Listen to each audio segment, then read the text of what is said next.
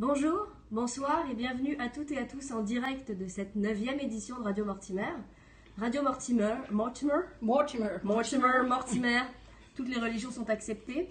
Qu'est-ce que c'est? C'est une émission web faite par une bande de spectateurs passionnés de spectacles vivants qui se réunissent pour échanger avec le cœur et dans la bonne humeur sur des spectacles qu'ils ont vus. Et vous pouvez d'ores et déjà nous suivre sur les réseaux sociaux et partager vos réactions tout au long de cette heure d'émission en tweetant avec le hashtag Radio Mortimer. Alors déjà, j'aimerais remercier tous ceux qui ont réussi à braver la tempête, la pluie, le vent, le froid, les arbres qui tombent sur les voies pour être avec nous ce soir. Et ce soir, en plus, nous avons le plaisir d'être accueillis pour la première fois au sein d'un théâtre national, et pas n'importe lequel. Le dernier né des 5 structures de ce genre qui existent en France. Un théâtre national tourné vers l'écriture, la jeunesse et la création.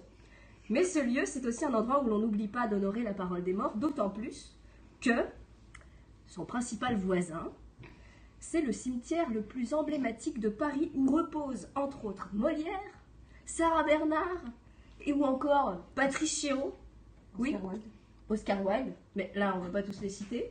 J'ai pris les plus emblématiques pour le théâtre. Et donc, vous l'aurez peut-être deviné, ce soir, nous avons l'honneur d'être accueillis au Théâtre National de la Colline. Au programme de notre émission ce soir, nous ferons donc la part belle aux auteurs vivants, mais l'âme de Tchekhov viendra hanter certaines de nos discussions à venir. Au sommaire de cette 9e édition, nous allons parler de 5 spectacles. Bella Figura, écrite et mise en scène par Yasmina Reza au Théâtre du Rond-Point. Après la pluie, de Sergi Belbel, mise en scène par Lille Aubord à la Comédie Française. Les Trois Sœurs, d'après Anton Tchekhov, mise en scène par Simon Stone au Théâtre de l'Odéon. Mélancolie, d'après Anton Tchekhov toujours, mise en scène par Julie Deliquet avec le collectif In Vitro au Théâtre de la Bastille. Et enfin, Eddy Merckx a marché sur la Lune de Jean-Marie Pienne, mise en scène par Armel Roussel au Théâtre Paris-Villette.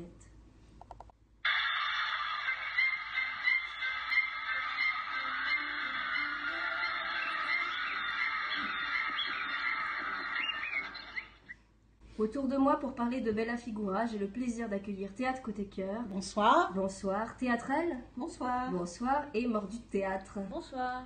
C'est le metteur en scène allemand Thomas Ostermayer qui a été le premier à avoir monté la pièce Bella Figura, mais on parlera cette fois-ci de la version mise en scène par l'autrice elle-même, Yasmina Reza. Cette pièce, en gros, c'est le récit d'une soirée qui se déroule pas exactement comme prévu. Ça devait être pour Boris qu'un simple dîner en ville avec sa maîtresse Andrea. Mais la soirée tourne au fiasco sur le parking, d'abord quand Boris commet la bourde de dire à Andrea que le restaurant lui a été recommandé par sa femme, puis quand il manque de renverser une femme au moment de reprendre le volant.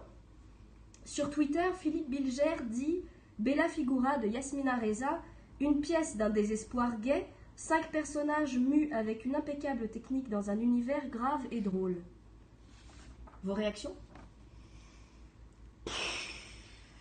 C'est pas le désespoir, c'est plutôt désespérant en fait. C'est assez particulier, c'est assez vide. Moi je suis fan de Yasmina Reza, je lui reconnais un chef-d'œuvre du théâtre contemporain, art.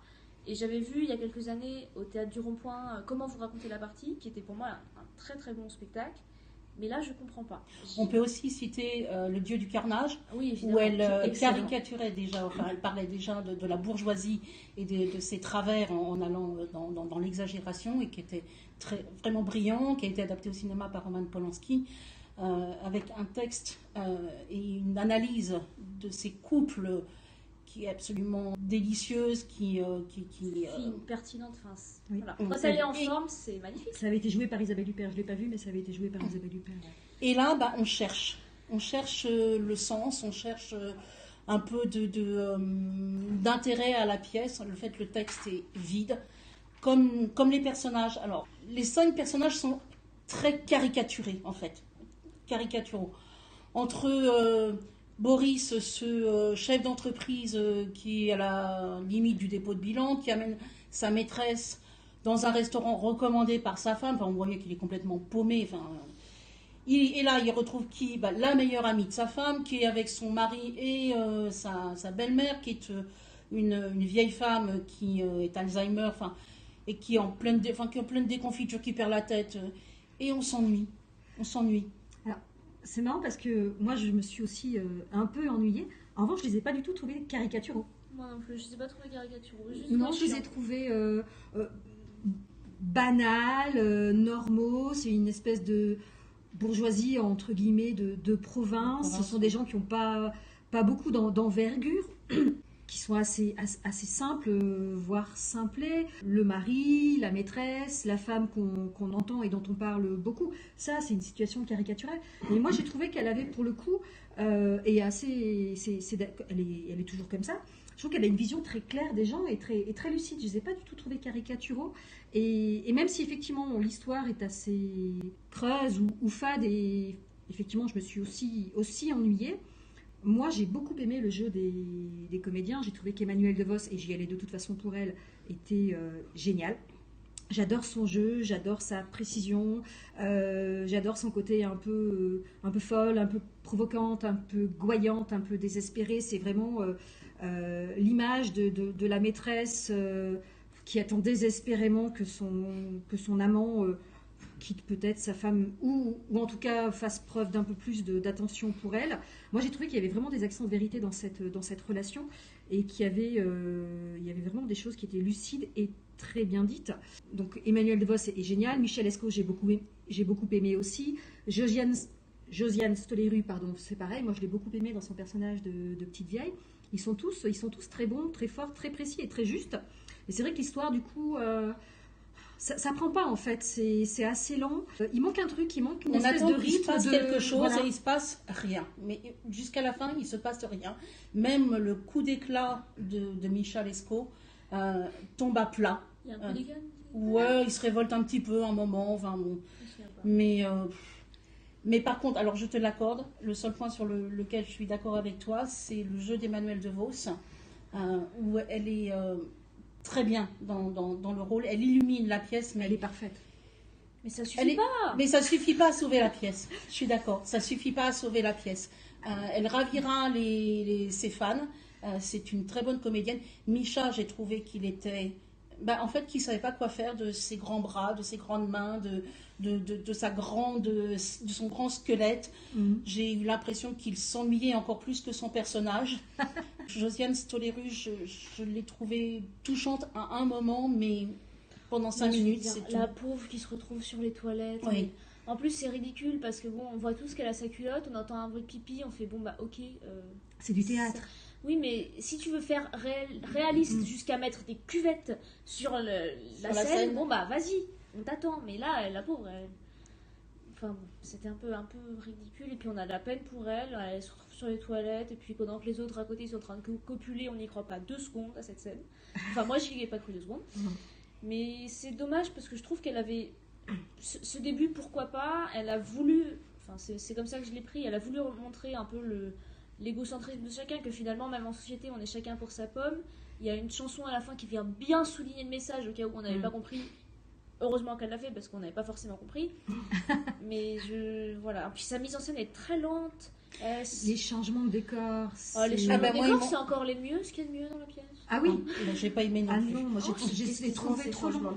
En fait, on passe d'un parking avec la voiture, les plots de stationnement, ensuite au restaurant, on revient sur le parking, on est dans les toilettes des restaurants. Donc c'est trop long, c'est assez long parce qu'il faut mettre tout ça en place. Donc il y a des techniciens qui viennent, qui sont tout en noir, qui embarquent la voiture, qui mettent tous les éléments du restaurant, tout ça sur fond musical.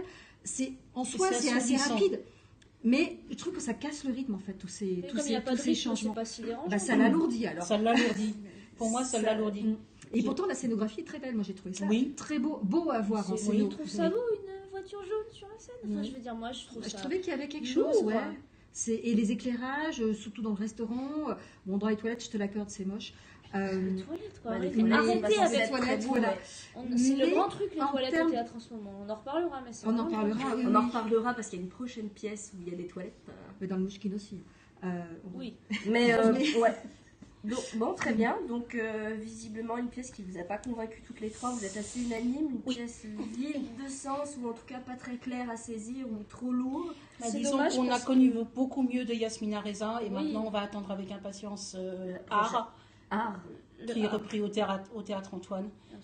Et puis sur une analyse de la bourgeoisie, revoir le dieu du carnage. Moi je garde l'image d'Emmanuelle DeVos parce que qu'est-ce qu'elle est belle, qu'est-ce qu'elle est bien, qu'est-ce qu'elle est lumineuse, comme disait Christine.